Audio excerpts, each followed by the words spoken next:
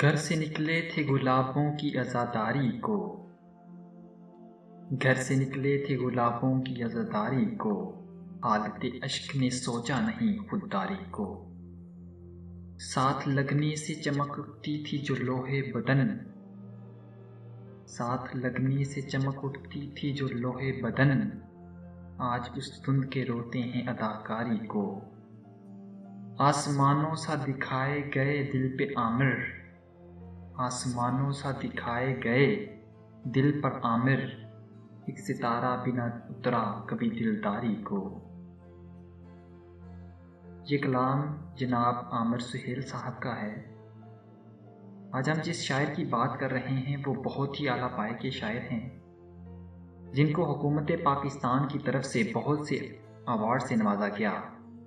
جنہوں نے 10 کے قریب اپنی کتابیں شائع کی۔ آج ہمیں ان سے ہم کلام ہونے کا شرف حاصل ہوا ہے۔ آئے ناظرین، آپ کو ملواتے ہیں سید عامر سہیل سے۔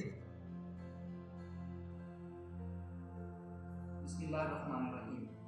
وَإِنَّا حَسْبَكَ اللَّهُ وَالَّذِي أَيَّدَكَ بِنَصْرِهِ وَبِالْمُؤْمِنِينَ۔ ابتدا ہے رب جلیل کے اس بابرکت نام سے جو دلوں کے بھید خوب جانتا ہے۔ جی اردو کی طرف سے میں ہوں آپ کا میزبان سفیان شاہد۔ اس وقت ہم موجود ہیں اسلامی یونیورسٹی کے شعبہ computer science and I T کے آفس میں۔ ہمارے ساتھ موجود ہیں شعبہ اردو سے سید عامر سہیل صاحب، جو کہ عالمی ایوارڈ یافتہ بھی ہیں۔ آج ہم ان سے بات کریں گے اور ان سے جانیں گے کہ ان سے جو انہوں نے پوئٹری لکھی ہے وہ ہمیں سنائیں گے اور آپ کو بھی دکھائیں گے کہ وہ کیا انہوں نے کلام لکھا۔ سب سے پہلے تو میں بہت ممنون ہوں کہ آپ لوگوں نے مجھے یہاں وقت دیا اور میرے لیے یہ عزت کا باعث۔ شاعری بھی میری بنیادی پہچان ہے اور اسی پہ مجھے بار بار عنایت ہوتی رہی اس پہ کہ جو پرائڈ آف پرفارمنس سے لے کر پروین شاکر ایوارڈ تک کیا گیا اور تقریباً پیلس سے لیٹرز آئے گئے۔ اس کے ساتھ میں سمجھتا تھا کہ شاید مجھے اگر انٹرویوز میں نے اپنے دیے ہیں اسلام آباد میں پی ٹی وی کو یا دوسرے لاہور میں جس جگہ پہ میں نے اپنے انٹرویوز میڈیا پہ جب مجھے ایون پروین شاکر ایوارڈ ملا تھا تو میں نے وہاں پہ بھی اپنی افتخارات کیسے لوگ تھے اور ان لوگوں میں میں نے ایک تو شاعری ظاہر ہے وہ ہمارے حوالے سے بات ہوئی، لیکن میں نے اپنے بہاول نگر کے لیے ایک آرٹ کونسل کی منظوری کے لیے بہت کوشش کی اور میں نے بہاول نگر میں بار بار لوگوں سے رابطہ کیا اور اپنے ہر ٹی انٹرویو میں بتایا میں نے کہ ہمیں یہاں ضرورت ہے کہ ہمارا بین الاقوامی طور پہ اور ملکی سطح پہ بھی شعراء اور ادیب جو ہیں لکھنے والے جو ہیں ان کو یہاں آنا چاہیے کہ بہاول نگر میں ان کے لیے پلیٹ فارم ضرور ہونا چاہیے جس پہ ہم ادب کی ترویج اور ترقی کے لیے کر سکیں۔ انڈیویجولی طور پر تو یہاں ظاہر ہے میں لکھتا ہوں اور اللہ پاک کی عنایت بھی ہے۔ میں جانتا ہوں کہ اگر میں نے انگلینڈ میں ساقی فاروقی میری کتابیں پڑھتے تھے تو جو نون راشد اور فیض کے ساتھیوں میں سے تھے، جالب کے ساتھیوں میں سے تھے اور خود بہت اعلیٰ پائے کے شاعر تھے، تو ان کی شاعری کی میری حوصلہ افزائی کے ساتھ آگے بڑھتا چلا گیا اور عبداللہ حسین سے لے کر ظفر اقبال تک اور پروین شاکر اور احمد فراہم احمد القاسمی اور قدیر سپاہی کو میرے استاد سے ذاتی طور پر اور میں وہاں فنون رسالے میں بھی شروع سے شاعر ہوتا رہا۔ تو میں یہ سمجھتا تھا کہ ہم جو بات کر رہے ہیں اس میں اس وقت تک اثر اور تاثیر نہیں آ سکتی جس وقت تک ایک ہم اپنے معاشرے کو بدل نہیں دیتے۔ میں آج کل میں آپ کو ایک چھوٹا سا واقعہ سناؤں ٹو بی ویری آنیسٹ، آپ لوگ یو ول شڈر ایٹ میں آپ کو میں کرتا ہوں کہ میں نے ایک دفعہ جسٹس جاوید اقبال صاحب کو رنگ کیا اور پھر میں نے ان سے کہا کہ سر میں آپ کو اپنی شاعری کی کتاب بھیجنا چاہتا ہوں۔ ہمارا آرٹ کونسل میں ہماری शागिर्द इकबाल से मुलाकातें भी होती थी, लेकिन मैंने जब उनको रिंग करके कहा मैं अपनी किताब भेजना चाहता हूँ शायरी, तो उन्होंने मुझे जवाब में कहा कि यार मैं शायरी पढ़ता नहीं जी, और मैं वो आगे किताब किसी लाइब्रेरी को दे दी। तो मैंने अपने जंग के इंटरव्यू में कहा कि जिस दौर में अल्लामा इकबाल के बेटे शायरी की किताब ना पढ़े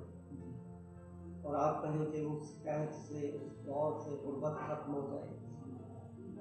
जहालत खत्म हो जाए, ज़हनी इखलास खत्म हो जाए, आसमान की कत्लो गर्क खरी दूर हो जाए, तो कैसे मुमकिन?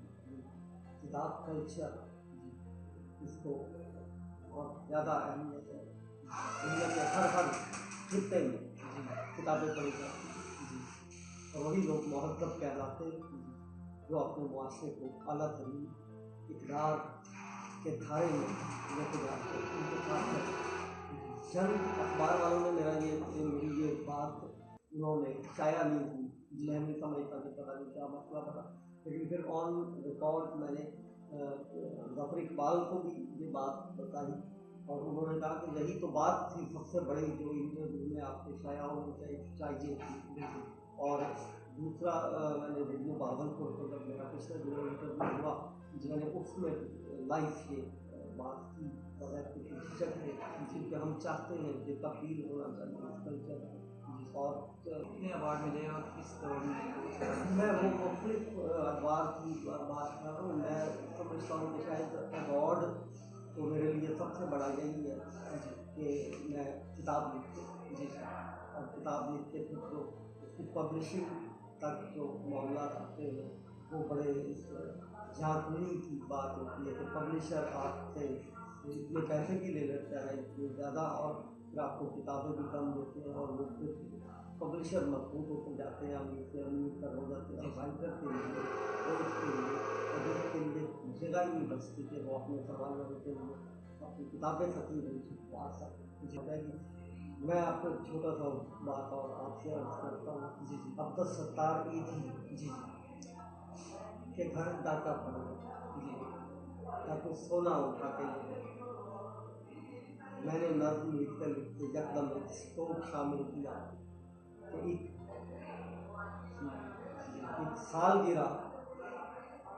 रह सीधी की, एक सालगिरह रह सीधी की, या मुल्क में लुटते ईदी की, एक सालगिरह रह सीधी की, या मुल्क में लुटते ईदी की। सर आप क्या समझते हैं कि एक शायर के लिए सबसे बड़ा अवार्ड क्या होता है, वो आप क्या समझते हैं इसके बारे में? आप तब्दील करते हैं सारे सिनारियों को। शायद वैसे कहा जाता है कि असली उसके मरने के बाद शुरू कोई अपना कोई कलाम सर हमारे चाहने वालों पर जो आपको बहुत ज़्यादा लुभाता हो? मैं अर्ज़ करता हूँ इसमें आज अपने दोस्तों को शेर सुनाए वो जहाँ जहाँ का है दर उतारो, जहाँ जहाँ का है डर उतारो, उदास घर की नजर उतारो, बहुत रुतों से उदास है हम, बहुत खुशी की खबर उतारो, बहुत रुतों से उदास है हम, बहुत खुशी की खबर उतारो, इमाम काबा मस्जिद है आमद, सिंध में बहरो करो। एक और छोटी सी सर हमें ये बताइएगा कि जो आजकल शायर जो लिखना चाहते हैं मतलब अपनी पोइट्री, जैसे आपने कहा कि सिनेरियो आपने बदलने की बात की, मौजूदा दौर के अंदर जो शायर होते हैं उनकी वो इतनी पजीराई नहीं की जाती, उनको नहीं समझा जाता। जब वो मर जाता है तो उसकी हौसला अफजाई के लिए लोग उठते हैं, उनके कलाम पढ़ते हैं, शायर लिखा जाता है, लेकिन मौजूदा दौर के अंदर उसको ये तब तस्दीक जो है ना मुयस्सर नहीं होती। तो आप क्या समझते हैं जो आजकल जो लिखना चाहते हैं ان کے لیے کوई آپ میسج دینا چاہیں کہ وہ کیا کریں گے اس چیز سے؟ انسپریشن یہی ہوتی ہے لکھنے کے لیے کہ ادیبوں کا رائٹروں کا معاشرے کے ساتھ انٹریکشن ہوتا ہے، اور تقریب میں یا محافل جو برپا ہوتی ہیں ان میں لکھنے والے ہی موجود ہوتے ہیں جو اپنے آنے والوں کے لاپتی معاشرے کے لیے جوڑتے ہیں، اور اگر شاعری میں جانے والی چیز ہوتی تو اللہ پاک اشعراء کے نام سے آیت نہ ہوتا، ضرورت نہ ہوتا۔ اور پھر یہ ہے کہ معاشرے کو انگیج ہونا چاہیے آپ کے ساتھ، یا آپ معاشرے کو دیکھ کے اس کے ساتھ انگیج کریں اور اس کی تفصیل جس سطح پہ ہوتی جائے جس طرح اسی سطح پہ شاید جائے۔ سر آج کل میں نے بہت زیادہ دیکھا ہے کہ جتنے بھی جو شاعر نیوز ہیں لکھنا چاہتے ہیں تو لوگ ان کو بڑا کرٹیسائز کرتے ہیں، تو اس صورتحال کو دیکھتے ہوئے کچھ لوگ لکھنا چھوڑ دیتے ہیں کیونکہ لوگ طرح طرح کی باتیں بناتے ہیں، یہ دیوانہ ہے فلاں ہے یہ، تو اس صورتحال کو آپ کیسے دیکھتے ہیں؟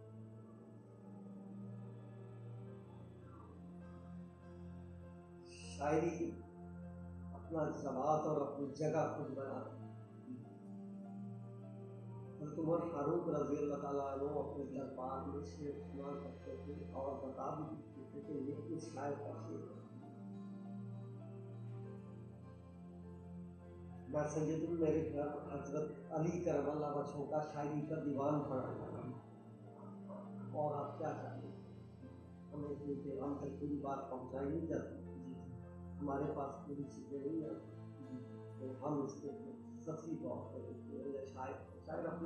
اپنے علاقے کی اور اپنی زبان کی سب سے بڑی صنعت ہوتا ہے شاعر، تو one must know all the capabilities what each poet has to enhance his melody and to serve his society۔ سر آخری اپنے چاہنے والوں کے لیے کوئی پیغام آپ دینا چاہتے ہیں؟ ہاں، تو میرا تو پیغام یہی ہے کہ